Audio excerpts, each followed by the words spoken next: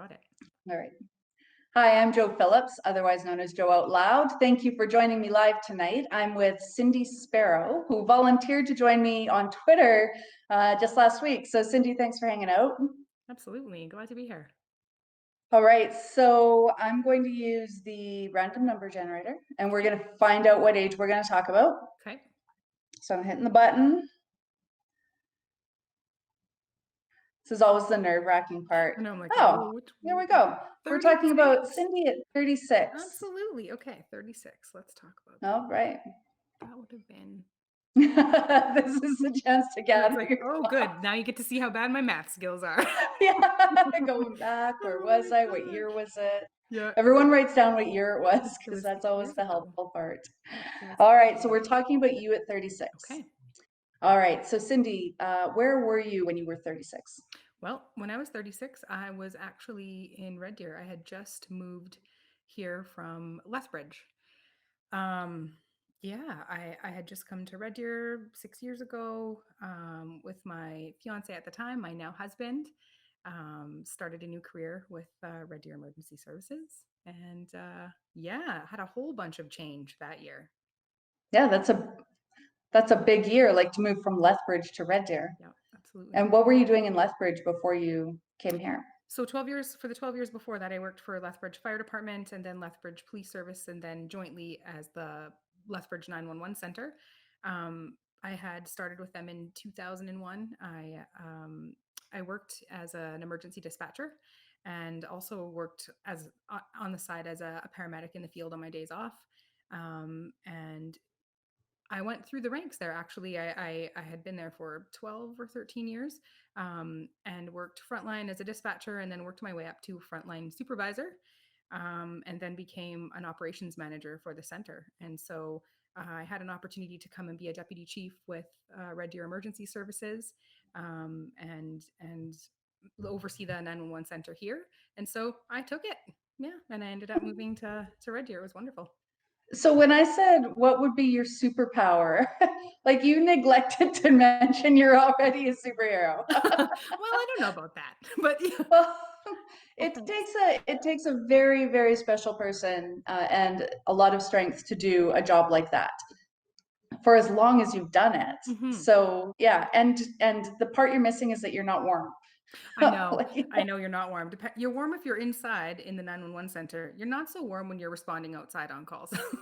no. But it's a trade-off. You get to help people in some of their worst moments, so it is super rewarding, and you're right, I have done it for a long time. I've done that Mhm. for 24 years, so I have to say it's Wow. been a challenging and rewarding career all wrapped up into one, for sure. That's so cool.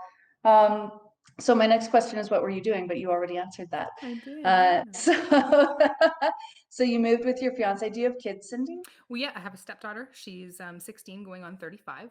Could Okay. probably live in her own apartment if she had enough money. She's smart and she's great. She's wonderful. She's yeah. And so yeah, she was with us half the time when we were in Lethbridge, but her mom and stepdad live there, so now she's with us on weekends and holidays and all of the good things. So when you're that far away, it's tough to go to live in both places. So yeah. It Yeah, is, it's hard, right? absolutely. Yeah. Absolutely. Thank goodness for technology in those situations. Exactly, Yeah. exactly. Yeah. Yeah. My oldest lives in Vancouver, so like it's Oh, so far away. it is far away, but not because you can Until just Zoom and them or FaceTime them, right? And yeah, exactly. And then suddenly it's not, I right? know. Like it's just, yeah, you still miss the hugs, but Absolutely, it's true. um when you were 36, you just moved here. Mhm. What were you hoping to do? Were you moving in a direction that you wanted to be moving in or yeah? Absolutely. It was a next step for me for sure. I came in as a lateral position, and I had a great opportunity because Red Deer, um, for the longest time, EMS dispatch was going to go away, and it was going to be provincial. And in 2014, early 2014, the government decided Alberta Health Services decided, yes, you know what, we can have satellite centers in 4 of the locations in Alberta. Lethbridge was one of them, and so was Red Deer. And so with that information, Red Deer knew that, okay, so that'll look different for us. We'd had a big project coming up. There'd be a lot of change, and leading people through change and helping build like rock star teams is my favorite thing to do. And I have to say, the Red Deer Emergency Services team are hands down one of the very best teams I've ever had the privilege of working with and for. So, were my hopes and dreams fulfilled? Absolutely. We did so many great things, not just when I was 36, but even beyond. We became the first satellite dispatch center for EMS in the province. We transitioned fully to new technology. And with that change comes loss, right? So there's a lot of change management. There's the whole people side of change that happens with that we needed to make sure we take care of people who are taking care of people every day on the front lines when they're answering 911 calls, right? So Hmm. so I get to do my best work by helping them do their best work. And so for me, that's my passion, is helping people through change, helping people transform, and then just supporting them and empowering them to become the best possible them they can be and lean into their highest potential and do their best work. So yeah. So what does that look like for you in a day? Right. We're Yeah, we're going off of 36 because I'm super interested in this now. Okay. So here's the interesting part. So just recently, so what that looks like in a day, what it used to look like in a day, because in February, at the end of February, I actually retired from my deputy chief position and became an international consultant so that I could help other organizations all over the world. Um, and then COVID happened about 2.5 weeks later, but we can get to that later. But a day for me at the time would be, I mean, I had the opportunity to lead a multi discipline team. So not only as a chief officer with emergency services, I had oversight of the 911 center as well as the fire prevention bureau, but I got to help with all of the different divisions. We led as a team that we worked together. We really worked together as a team to get things accomplished. We broke down silos because in order to achieve our biggest goals, we knew we needed all hands on deck to be able to do that. So I have to say that under the leadership of the Chief McMullen, who's in there now, we did a lot of really big changes in the way we led the team. So coming in every day, I mean, you have your day that's planned. You have your list of things to do, and you have your meetings, and you have your goals that you have to achieve. But really, at the heart and soul of it, it's all about people. And because of the nature of the job, it could change in a moment, right? You can end up with Mm. a major incident where we need to go and help support. So no day was the same, whether you were working frontline or in a leadership position. No 2 days were the same. Um, got a chance to work with an amazing team and just do great work for the people we serve. So I have to say, super rewarding all around. Hmm. Yeah. So you said you've done this for 24 years. So that means like your whole life, basically, your whole My whole work career. life. I started when I was 18. Yeah. Yeah, so which is just astounding as well. Nobody does that. I think it's something like 17% of people are still doing what they started doing Hmm. by the time they're in their mid 30s. So that's crazy, first of Hmm. all. But when you first decided that this was going to be your career, um, is it what you thought it would be? Uh, I'll tell you what I thought my career was going to be at first. I was actually saving up, working 3 different jobs because I wanted to be a commercial pilot. Ah, And so emergency services found me. I worked for, at the time, a local answering service. One of my jobs was a local answering service where we answered like 80 to 90 different phone lines for companies. And we also answered our local, not 911 yet, 7-digit oh, fire and ambulance line. And so and we didn't have the same tools and technology and training that we do today. So I started when it was, you answer the phone, you don't really have a ton of training, you've got to collect information, keep people calm, get resources responding.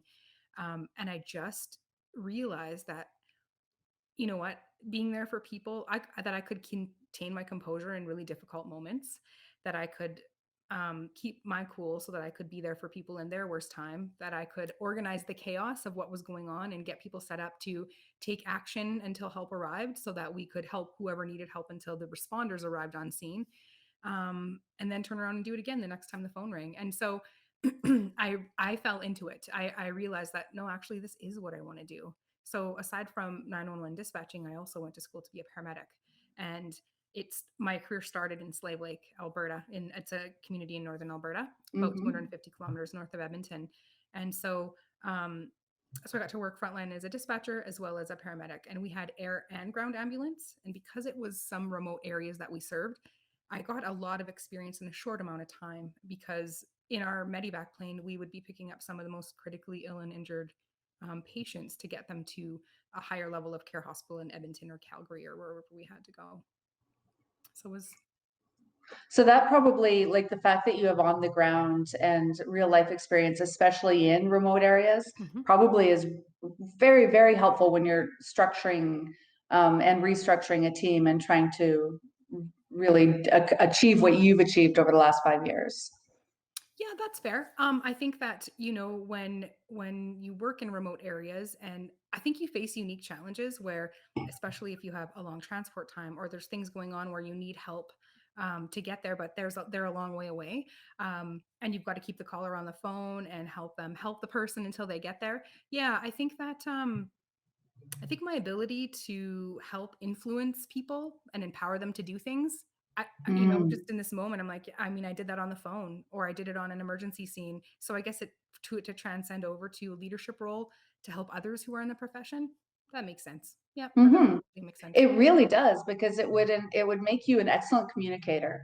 It would force you to find paths that you wouldn't necessarily have to find Yeah. if you were 5 minutes from a hospital all the time, and just be really innovative in how you were going to get to a solution, right? And then make sure everyone's on the same page while you do that. Yeah, like what a challenge. Yeah, thank you. You Yeah, know what? And yeah. the key thing that comes out of that I think of is resilience. That I had to learn it. I mean, I had an opportunity to learn it from a young age, but particularly in the work that you do frontline.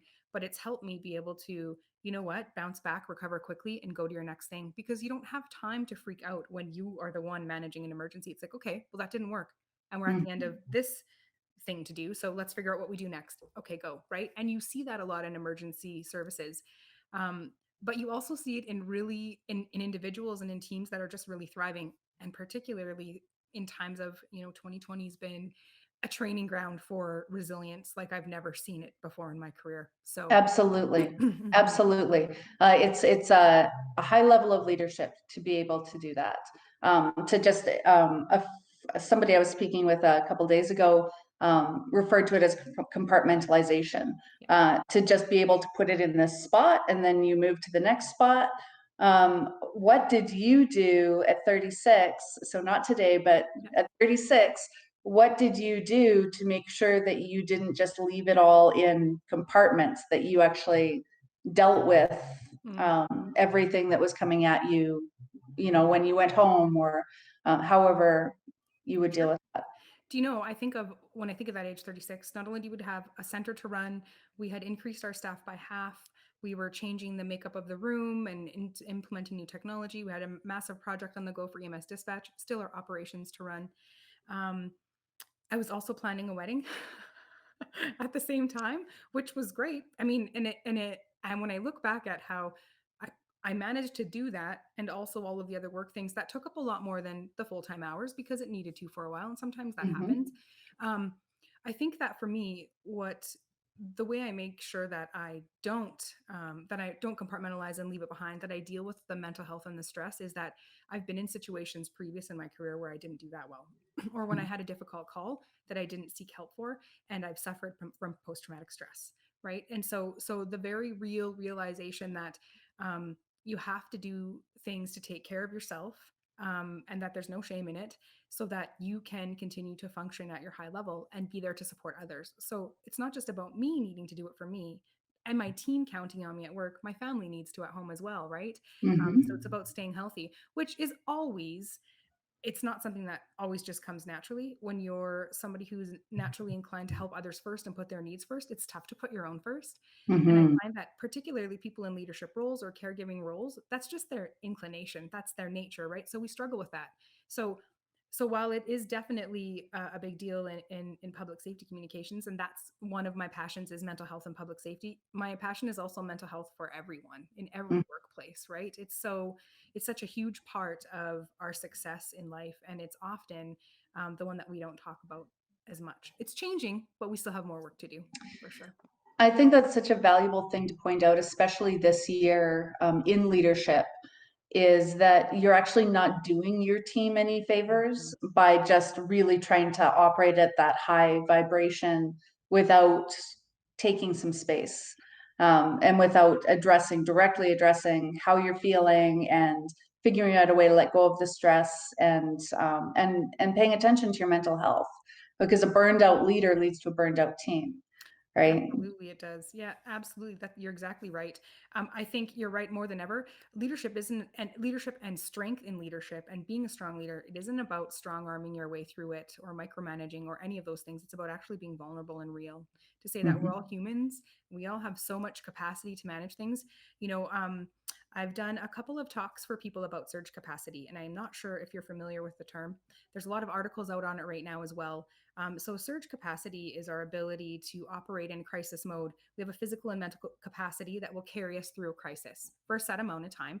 We can operate in this extended mode where we can still function. So at the beginning of COVID, most of us were operating in that realm, and there was a Mm. lot of change. And we know that change mirrors the grief cycle. So we're going through changes all the time, on the daily, sometimes several times a day, because we're getting more information all the time that we're absorbing. And so for a set amount of time, you can cope with that somewhat well. But and so that's your surge capacity. In a disaster situation or emergency situation, let's say we had a major flood or a fire come through our town or our area, well, that would be done now, and we'd be well into recovery mode, and we'd know what new normal is. I know that term's used really, all over the place. Like there's not going to be it, like everything's changing, right? So, but we're not. Mhm. We're still right smack dab in the middle of COVID, and we're Yes. going into second wave or whatever it is that we're calling it. But we know our cases are spiking. We're going right back Mhm. into the place, and in some cases, our cases are higher than they were in the original first roll of COVID. So it can be scary, and I think that what we need to do is make sure that we're being real with ourselves and our teams and understand that we can't cope, like we're not feeling the same way we were. It can be tough to get out of bed some mornings and try your best. You can feel like you're not doing as good as you normally would, and you can really spend time beating yourself up about that. And so that's why I'm glad we landed on this, because I think people need to understand you're not broken. It's totally normal. None of us can cope at that high level for this extended period of time. So it's important that we're real with ourselves, that we're gentle with ourselves, and that if we're leaders in whatever industry we're leading, whether it's leaders in our homes, in our communities, or in our organizations, we have to create space for people to understand that it's normal and you've got to be able to take care of yourself. And that looks different than it did last year.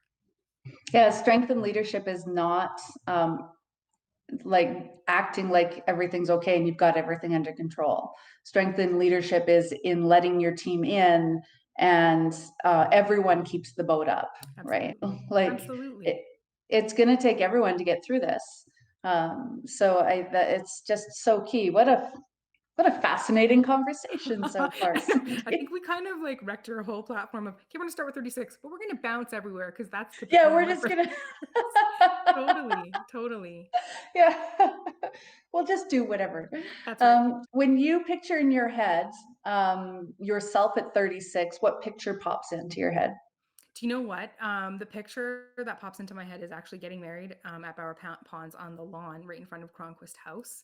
Um, And that it was just some wonderful new beginnings on so many realms. It was a new start in Red Deer. It was, a marriage with my wonderful husband.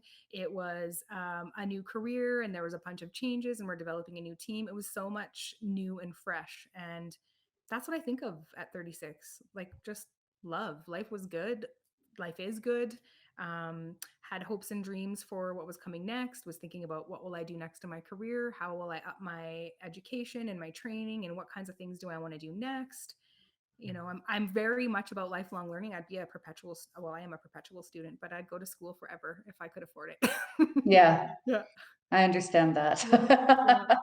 If I can afford it, that's that superpower though, the one That's that right. attracts the Yeah, money, I need to make enough money to keep going to university until the very end. like forever. That's right. Um, so self-love. Mhm. You at 36, I mean, you loved your life, you loved what you were doing. Self-love? Yeah, that's a great topic. It was when I was 36 that I really started my weight loss transformation. So you wouldn't know it unless you knew me then, but I've actually lost about 150 pounds over the last 5 years. Wow. Yeah, and so it really started when I was 36. That was the year I was like, you know what? Um, I am so successful at all the things in my life. This isn't about willpower. This is about I'm keeping myself in a place where I'm not successful. This is about self sabotage. So let's unpack the things that we need to so that we can figure this out and move forward and make it different. And so I did the hard work, reached in, figured it out. It's been a journey. It will always be a journey. Um, Hmm. but yeah, that's when it really started. That's when my weight loss transformation started, and so did self-love. Just accepting yourself, meeting yourself where you're at and accepting yourself as is, and stop being such a perfectionist. Hold yourself to such a high standard that you'd never meet it, right? I have that argument with myself regularly where it's like, "Okay, what are we doing here?" So when it comes to that, how do I ever be a good role model for my daughter, for my team, for my family, for my friends, if I can't even Hmm. be that for myself, right? Like, oh, self-love's good for you. You should do that, but I'm not going to worry about me. Like, Yeah. you can't do that. And so for a Yeah. long time, I neglected that, or I had a different definition of it, or I didn't think about it, and I knew it was time. So, and that happened at 35, 36. 36 is when it really Oh, started. wow. Yeah. Wow. What a year of transformation for you. Yeah. Like, Yeah. just crazy. Mhm. So when you made that decision, like it was just to focus on nutrition and fitness or? Absolutely. Nutrition for sure is key. And then mindset. Mhm. Mindset is the Mm. big one, right? It's you can do all of the things you need to. It's not about willpower. I mean, I've finished school and training and I can go to work and be successful. It's about mindset. It's about Mhm. remembering to be forgiving with yourself and to because I am disciplined, right? Like I all the things all the ingredients were there. It was really for me about mindset. Yeah. And that's where self-love came in. Nutrition was second because if you don't have the right nutrition, you can do all the working out you want to and it's not necessarily going to get you where you need to be as quick. Yeah. I think that there's you can do all the research, you can look at all the people who inspire you, you can read all the books, but the key is action. Yeah. And that's and with love, with growth, with like every part of your life, the key is action. Mhm. And that's where the mindset comes in, is in deciding for yourself, this is who I am, this is what I do, and I'm going to move forward in it. And it's really interesting that you had so much success in that, in every other area, but it took until you were 36 to be Mhm. able to translate that into your health. Yeah. Very interesting. Yeah. Thank Yeah. you. Thank you. Cool. Congratulations. Well, That's, thank you. yeah. And now, yeah, just making it your life now is the next part, right? Right. Yep. Easy peasy. Oh, yeah, not so much, but yeah. Yeah. I'm joking. I'm I know, totally no, I know joking. you are. I know you are. Yeah, I know. Yeah, um it's always that way we treat ourselves and it's the key of the self-love and the making sure we're taking good care of ourselves and the mindset that goes with it. It's something Mhm. I have to work on for the rest of my Yeah. life. Yeah.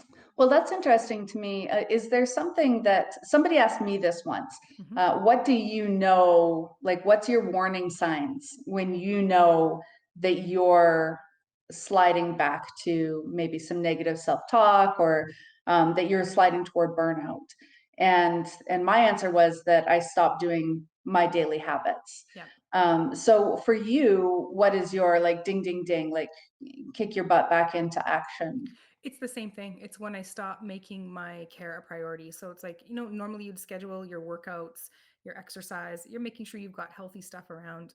I end up getting busy and then I get into the cycle of, oh, I'll just put that off or I'll just do this one more thing or okay, I'll do it tomorrow. I won't worry about that workout. I'll start getting crappy sleep.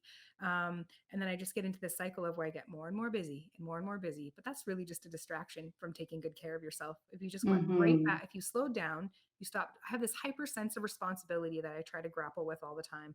It's not my job to take care of everyone and everything. I can actually take time for me too, right? And Yeah. so when I let busy and stress get in the way of that, and I'm not, and rational Cindy's not like, okay, wait, nope, we matter too. So that's actually a huge part of what we schedule into our week. So and I can feel myself getting cranky because you know when you do it one day, it's one thing.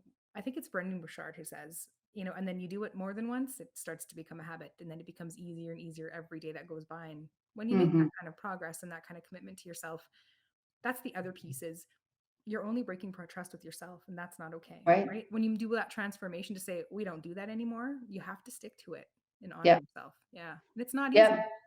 but it's It's necessary. not easy, but what a great, I mean, that's one of the things that that I say to myself. Like I used to never eat French fries, and then I started eating French fries all the time. And now I'm like, no, I don't eat French fries anymore. And I just say that every time that the opportunity comes up. No, I don't eat French fries anymore. So it's just that, and I love that you mentioned Brendan Burchard because he's like my one of my favorites. He's awesome. But yeah, so inspiring, so great. Okay, so what was your biggest dream at 36? What was my biggest dream? I think I knew that I was ready to start thinking about what I would want to do next in my leadership, in my self development, and I started looking at different kinds of educational opportunities. And I started doing the research, and and to figure out how do I grow me, and what do I want to do next, and how do I want to be experienced as a leader, but also what do I want to do in my personal life, right? And we're just really thinking about right. I'm 36 now. I'm going to be halfway through my life soon, or statistically halfway through. But by the time we get to 80, that'll probably be like at 100. So whatever, we got a few years in there. Fingers crossed. That's right. Um, what do I want to do next? I'm always thinking about. I'm goal oriented, so it's like, what do I want to do next? And so I did a lot of research at 36, and I knew that I wanted to take my master's degree. And I did that a few years later. I actually just graduated this April from a Master Oh, of Arts and Leadership from Royal Roads University. But I knew that I wanted to make sure that as much as I loved working in a department, I knew that eventually one day I wanted to be able to have impact globally, to help people become their best selves, to help them develop their leadership in whatever realm of life, whether they were in a leadership role or not, but just lean into their highest potential and do their best work or realize their best life. I knew that for me, that's what really lit a flame inside of me is helping people transform, which equates to organizations transforming, which equates to people doing their best work in the world and making our world a better place. And I know that sounds really utopian, but it's not. yeah. That's But how, it's yeah, not. yeah, Yeah, I so agree with you. The interesting thing about achieving success or like accomplishing big things, which you have, is that you realize that nothing is too big for yourself. yeah. Like nothing's too big because the big stuff, the stuff you thought was too big, you did. So suddenly nothing's too big. I think that this is an interesting question to me because I feel like for a lot of us, once we're in our 40s, we understand that there is no such thing as a biggest dream because we're just those who are like um, go-getters. I don't Mhm. like that term, but I know what you mean. yeah, the unstoppable. Uh, and so I don't. You probably don't have an answer to that right now, right? Like, what's your biggest dream? You're like the world, Yeah, the world. all of the things. I do I don't have an know, like, idea. where's Yeah, I Elon Musk certainly have an going idea, next? but yeah, yeah, yeah. Yeah, that's really so powerful. I didn't anticipate we'd be talking about leadership, but leadership is one of my favorite topics, That's cool. and and growth and being unstoppable and fearlessness and like all of those things. Definitely one of my favorite things to talk about. So you may be stuck with me for longer I'm than looking an forward to the hour. show. I know we're gonna definitely get together. I mean, I'll make sure I bring wine next time, but we can, Yeah, yeah, we can meet in person with masks and have wine, right? Yeah, exactly. yeah, Like that's we'll right. just drink it through the masks. That's right. It's fun. A little hole will Yeah. be fine. That's right. I love it. I love it. It's so because it's so central to how you show up and influence and make your difference in the world. Whether you Hmm. have, a title or a corner office or stripes on your shoulder or whatever it is that you do, all of us are leaders and all of us are responsible for leaving this place better than we found it. And some of us go through life not realizing that until they're like, oh, wait, I stumbled upon something. I think I know what my purpose might be now. And it's like, Hmm. cool, let's lean all the way in. Let me help you. I love it. Lean all the way That's in. my favorite. That's so what Joe Out Loud is about, is for people to be able to hear the story and see a piece of them and realize that you don't have to be a celebrity or defined as extraordinary to do those things. Yeah. Like I was a stay-at-home mom 11 years ago, you know, and I've won business of the year twice, and like all sorts of huge like accomplishments. You don't have to, there is no such thing as too late. There's no such thing as not having enough time. There's like none of that stuff. So you were an exact example of why I do this show, Cool. is to inspire people to see anything is possible for anyone. Anything is possible. It's the truth. It's the absolute truth. So who would you say influenced you at 36? Oh my gosh. Do you know, I've always been surrounded by a lot of really great leaders. Um, it started with my grandmother and my mom. They're probably two of the strongest women I know. My grandmother could, cook you the most amazing meal. She's a chef. She's worked as a seamstress. She ran the farm. She's a definitely a pioneering woman because in the 60s when divorce was very uncommon, she and my grandfather divorced and she took over the farm, which she had to fight for because that didn't happen for women in those days. And she did it. And she had a very successful farm. It's still successful. My uncle took over the farming business, but my grandmother is so loving and kind and insightful and visionary and so resilient like I've never seen. She does not let things set her back.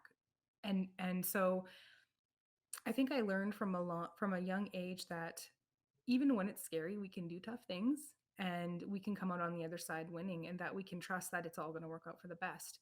And my mom's a shining example of that as well. She's had some challenges and struggles in life as well, and she's always taken such good care of us and made sure things were that everything was there that we needed, right? She made sure that she tried to be the best possible mom that she can, and she had just such strength and resolve, and I admire that very much. So I think it started there, and I think I had a lot of other great leaders along the way that I admired that really empowered me to just show up and be my best. And it started at a young age. When I started in Slave Lake, our director of ambulance service there, just I was young to be developing training and delivering it. I was like 18 years old, 19 years old, but he's like, "This is you're really good at this. So can you do it?" I'm like, "Sure." So I did, right? Like just uh, recognizing potential and creating opportunities and helping you just build that confidence and believe in yourself. And so that's not to say I haven't had the opposite of that along the way, because I certainly have. But I have to say that the better leaders have definitely shone through. The manager that I had in Lethbridge, Chris Kearns, amazing guy.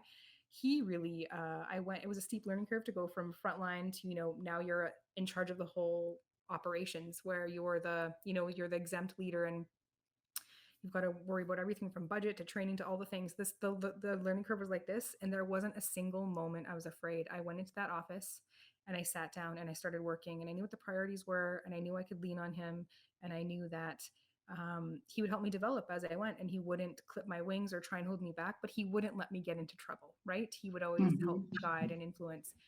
And then just having experienced that and knowing what it's like when you don't have it is probably what influenced me the most to become the best leader I could, because I recognize the incredible impact I have on people for the good or the bad, and it is my responsibility to make sure it's for the good. And Mhm. so yeah, I think that's probably I've had a lot of really great teachers along the way who've inspired me. Yeah. I think that goes back to what you were saying earlier about letting go of the need to micromanage and things like that. That the people who influenced you the most were the people who gave you room to make mistakes, but had your back. Yeah, So they weren't going to let you. They were going to let you fall, but they weren't going to let you fall too far, that's right. right? And so that allowed you to learn to find your own way of doing things, to really develop your own style, probably. Yep. Yeah. Yep, absolutely. Um, okay, so this is a little bit of a harder question. Right. And it's okay if you don't want to answer it. Okay. When you were 36, can you think of a situation or a way in which you were the bad guy?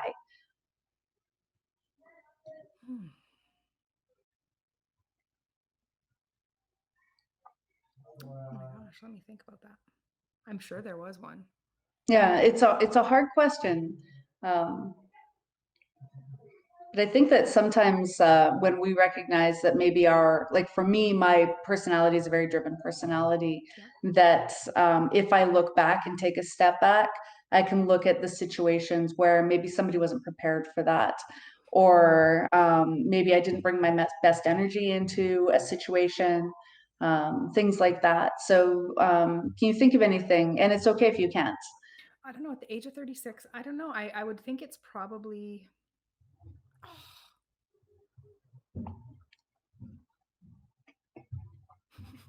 And you know what? It's not, I know that there's probably something, and it's not even that I won't answer it. I think I Mhm. need to think about it because I don't know. Yeah. And I don't know if I can say being the bad guy in the sense that it can be difficult when you're leading teams and and people are struggling, um, and you're trying to help them be, support them to be their best. I think you can be viewed as the bad guy when you hold them accountable. Hmm. But because I always do it in such a way that, and this might sound cheesy to some, but I always lead with love, Hmm. because I care about people enough to have hard conversations and help them be their best. And sometimes they realize that actually this ends up not being what they want. And I always make it safe for them to say, I'm out. And that's okay. Cool. And you know what? You learned something wonderful and valuable and you got to move on. Are there times that people maybe didn't feel like I left them that way? Probably. I could say that's maybe when I've been a bad guy. Um, yeah, is like holding people accountable with love because you want them to Hmm. be the best and you're in a position where they have to be. Well, and that's a challenge with leadership is that you have to make the best decisions for the entire team Hmm. and encourage your whole team to be doing that as well, right? And so you sometimes have no choice but to be like you have to hold people accountable Yep. when you lead with love and when you lead with kindness and their best interests at heart. Uh, it off sometimes isn't received that way, Yep. but your job is to protect the entire team, Absolutely. right? So um, hopefully people, if they're not in a leadership position, can take a step back and see that that's where it comes from. Um, and then I think that most of us can look back, if that's been our situation, we can look back and go like, oh yeah, they did the right thing. Yep. I didn't like it, but they did the right Yeah. thing. And it Yeah, usually ends up working out for the better interest of everyone. If it's not working, it's not working. yeah. Don't force a fit. Yeah. It's not comfortable Oh, for anyone. it just the more you try to force something to work that's just not working, Yeah. it's just not. There's another COVID lesson for y'all.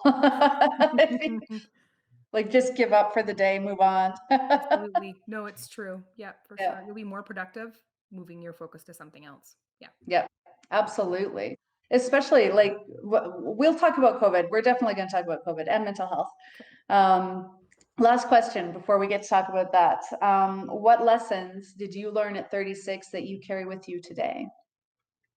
Mm. You know what? Actually, that was probably a really pivotal year for me because I had come from a different organization. We had made and so I was a leader there and I went through the ranks and was a leader. So I knew people well and I was connected to them. We kind of grew up together in the service. I came to Red Deer with a brand new team that I didn't know before. And so all of the things that I knew about leadership and leading teams and helping them do their best work and going through change and supporting them through it when it was really tough, but also really important, it all worked. And so I got feedback.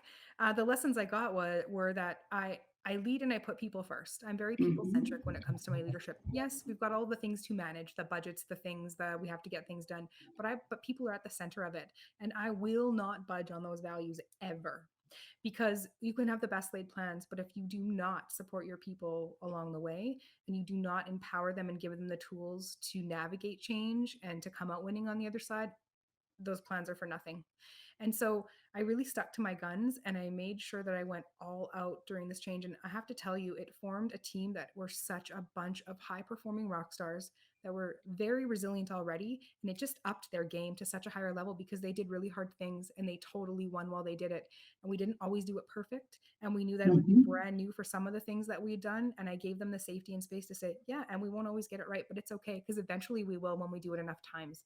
We've got this. We've got this. And Mhm. so that was probably my biggest, most powerful lesson, is that people are amazing. I know that, but I got to experience it firsthand. So I got real feedback from a team that didn't know me before, so had no, you know, they, in Lethbridge, I'm sure that I was a good leader for that team as well, but they already knew who I was. Red Mhm. Deer, they didn't, and so I got immediate feedback that's like, "Yep, this works. Awesome. People feel supported and empowered, and that's exactly what I want. And we're doing great work. And our great work happens to be serving the public and the responders in their critical times of need. So it's really important stuff, right? We have to get it right. Mhm. Yeah, Yeah, absolutely. It's work of superheroes. that's right. I think, I know there are people who will stay in their job, um, despite having reached their highest, as going as far as they possibly can there. But they'll stay there because they don't have a belief in themselves that their success is replicable someplace else, Hmm. right? And it's one of the best things you can possibly do for yourself, I believe, is to leave that situation, go do it again. Yeah. And when you see that you can do it again, then you know that it's all of the work you put in, it's the energy you bring, it's the person you are, it's the learning you've given, it's the experience you've had, and it's how you treat people, Hmm. and that you can actually go into any situation and be able to be successful.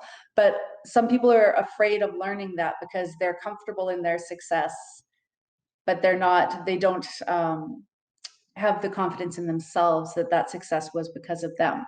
Hmm. So it's cool. And I think maybe, like, as you said, now you're consulting worldwide. I am. Yeah. Yeah, I am. I started 2 weeks before COVID. So I retired at the end of February as a deputy chief with Red Deer Emergency Services, and I went full in. I am partnered with Consort Strategy, which is a company out of the UK. And so my job is to build out the North American portfolio, but still do work. We have clients all over the world. And so we help organizations with their strategy and their leadership and their governance. It's really all of the things that I've said, but in a context for public safety organizations, nonprofit sector, charity sector, association sector. So the people who are in helper professions, or helping people who are in helper professions. So it's right up my alley, right? Like we do, and I get to be like a multi-passionate entrepreneur because we do things that have help organizations with social purpose. Like there's so many different offshoots. Um, and my specialty is the leadership part, and and and in public safety and in other sectors, but definitely the leadership part, which stems into a bunch of things, right? It stems into coaching, stems into one of the things I'm really passionate about that we chatted just briefly on at the beginning was mental health, and operational stress injuries in public safety communicators. And so my partner and I just actually co-authored a series of white papers. We're just about to release our third one on the impacts of mental health injuries in the 911 sector, but across the globe, because there's not a ton of research on that. And the men and women that do that job are actually the first responders who are answering the phone, organizing the chaos, getting people to do the things they need to do to keep themselves and others safe, and then directing the responders to the scene, right? And so they do some of the most critical, precious work to keep people safe until someone can arrive on scene and take over. And they're often the hidden emergency service, so they don't get the attention and the support and the recognition that they need, which equates to not necessarily the support and the tools to help them through the work that they do, and it ends up impacting them. And they leave careers early because they have mental health injuries that prevent them from going on any further. So you're working on solutions to that, or you work with organizations on how to meet that need better? That's right. So right now we're working to create awareness. There is some stuff that's starting to go on in Canada. I'm actually the past president of APCO Canada, which is the Public Safety Communications Association in Canada, and there is studies that are going on in Canada to help with public safety. Um, and 911 is a part of that, which is really important and super vital for around the world. So we're using some of that information and some of the research in North America to help across the way in the United Kingdom. And so we wrote those papers on behalf of British APCO, which is the sister association in the UK, to just get that work's starting to be done and more conversations are starting to happen in public safety, but there needs to be more done. So just helping support organizations and leaders to recognize what to watch for, how it impacts things, and what they can do to advocate and create programs and those kinds of things. So yeah, it's exciting. So when you signed up for this gig, how much how different is it because of COVID? Way different. Way different. So I got to go to the UK for the first 2.5 weeks that I was consulting. We worked with a number of clients all over England and Scotland, and got to do a couple of conferences. It was wonderful. I landed on March 12th at Calgary Airport, and about 6 hours later, they started shutting everything down. Wow. Yeah, and so we had several contracts on the go. In fact, right now, I was supposed to be in Australia for 3.5 weeks to do work. And we had a lot of different places around the world we were working before them with organizations. So what happens is, what we did was pivot. I mean, we can't get to people internationally and their work changed. So we thought, okay, everybody's going to be in a bind and they're going to need to figure out how do they support their membership? How do they support their people? So Mhm. let's figure out how we keep them going while they're working through this. And so recognizing that, yeah, it's not about contracts, it's about helping people get through this next spot, which happens to be what I'm really good at because I come from emergency services, right? So Yeah. it's crisis, we got this. This is my specialty, right? So we did a lot of pivoting. So we found ways to reach people through different webinars and different development and different helping them with their strategic planning because they needed to figure out a new way that they could stay relevant and still serve and keep their doors open, right? So we did a lot of work in that regard.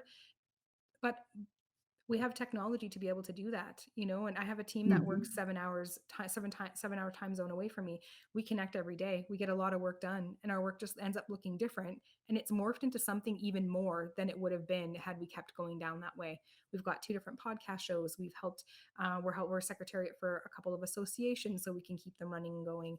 We still do tons of our strategic planning, and we're in the process of about to launch a leadership development program that helps people, but even though it's online, it's still so interactive and has coaching attached to it so that we're helping people integrate their learning. They're not just learning from some books and doing some Mhm. assignments, because if that worked well, we would all be wonderful by reading books all the time, right? And that's Yep. not how it works. So just figuring out ways that we can pivot and serve in meaningful ways to help people with what they need right now. So it's been a test, an absolute test, because I could have easily just been like, well, there we go. There goes everything, right? I can't travel and I'm an international consultant who can't leave the country, but we didn't. We found ways to just Yeah. grow and more. We doubled our team. Now there's four of us instead of two of us.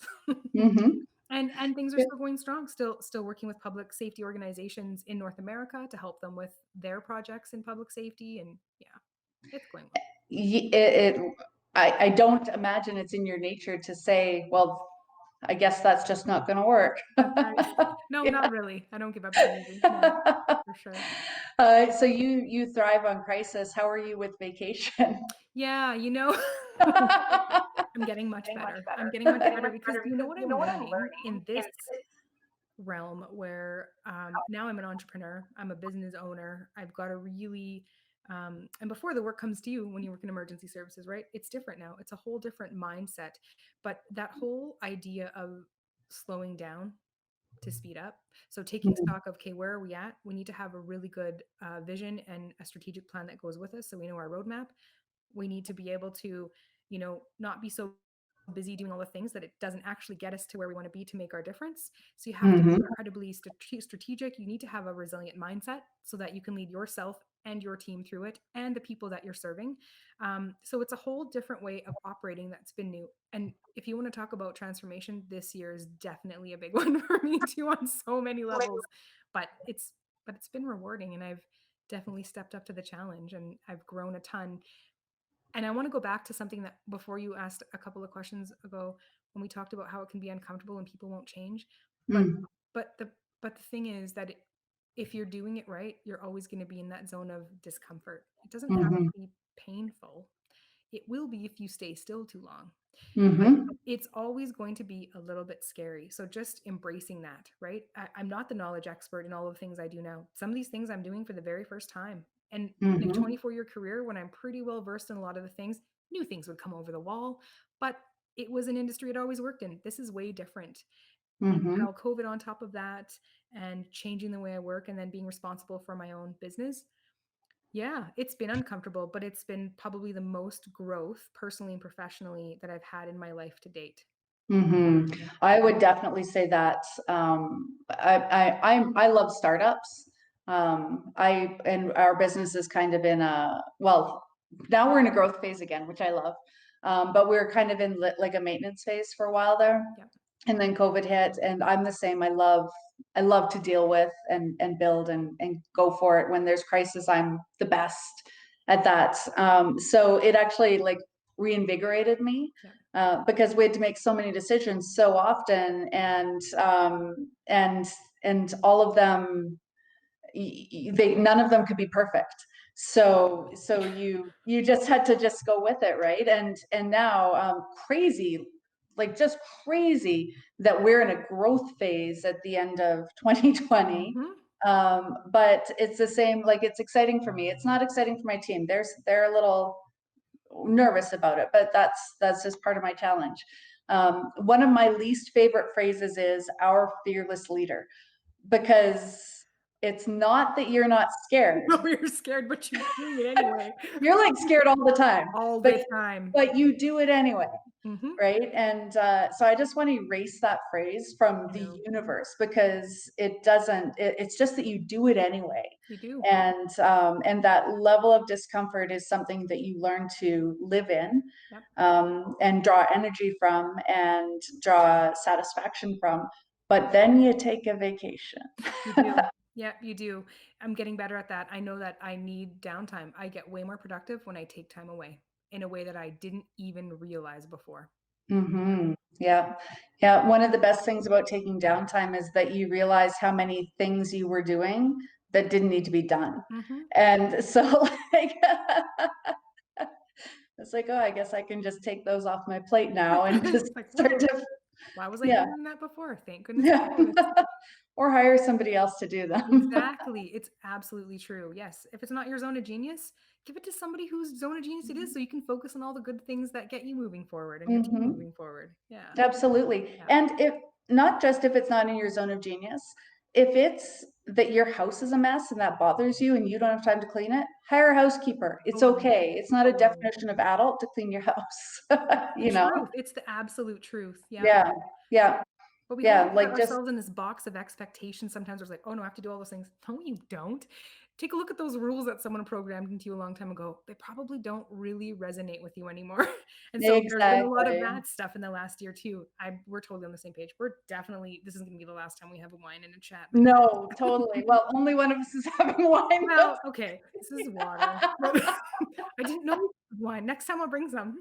Next time. We'll definitely do this again. Absolutely. Yeah, I would love to sit down and like it won't be a short night. Nope. But we're definitely on the same page. I really Absolutely. appreciate you joining me. This has been, I was excited about this because like I said, it pushes me out of my comfort zone because I'm an introvert, which shocks people. But I had no idea that it was going to be this awesome. It was Uh, awesome. I have a thing with visibility where it's like easy to just stay in the background as a wallflower, and I'm like, nope. When you had a call out for a guest for tonight, I'm like, this is fascinating, and I'm also a little bit afraid. Okay, I'll do yeah, it. I'll in, just do come in. Yeah. it. And you're so badass. I just, yeah, we definitely will stay connected. I appreciate you doing this with me. We've, Murray in our comment section, he tells us that he doesn't eat canned tuna anymore. That's his alignment with my French fries. That's awesome. And Cindy is most definitely a great guest. Thanks for having her on tonight. Oh, thank So you so much. very Thank you. kind of you, Murray. Thank you. All right, so we're going to wrap. Thanks again for joining me. I Absolutely. appreciate you. Absolutely. Right back at you, Joe. Thanks.